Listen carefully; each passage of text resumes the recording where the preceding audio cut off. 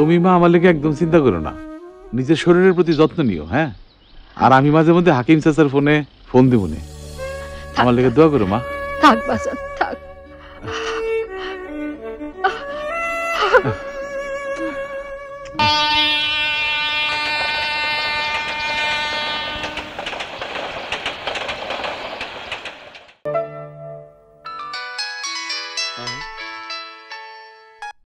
Hello, Ashish speaking.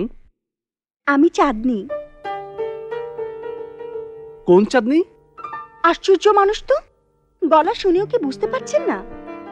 Sorry ma'am, বুঝতে পারতাম যদি আপনি রুনা লায়লা বা সাবিনা ইয়াসমিনের মতো কোনো স্বনামধন্য গায়িকা হতেন।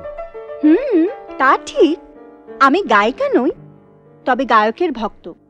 ফোন করার কথা ছিল তাই করলাম। এবার বলুন কোথায় দেখা হবে?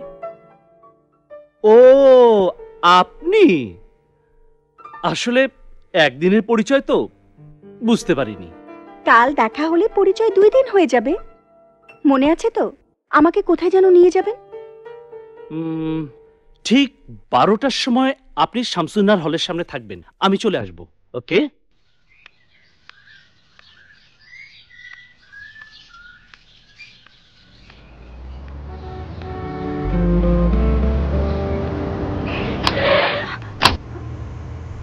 ইয়েস ম্যাডাম, আসুন।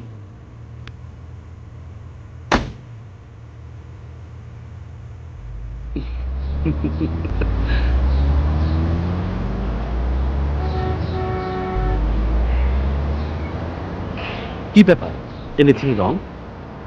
না, ঠিক আছে। কিছুই ঠিক নেই মানে? চাঁদনি রাতে অমাবস্যা ছায়া পড়লে দৃশ্যটি কেমন লাগে বলুন তো? আমি যেমন গায়িকা নই তেমনি কবিও নই, মেজাজ খারাপ। জানি তো। ও, আপনি জানেন? তার মানে আপনি জেনে শুনে? না, সায়েন্স ল্যাবের মোড় থেকে শাহবাগের মোড় পর্যন্ত ট্রাফিক জ্যামে 45 মিনিট বসে থাকবো এটা জানতাম না। মন্ত্রী মহোদয় যাচ্ছেন, অতএব প্রজারা সাবধান। আপনাকে প্রথম দিন দেখে কিন্তু মনে হয়নি আপনি এতটা রসিক। দ্বিতীয় দিন তো মনে হলো।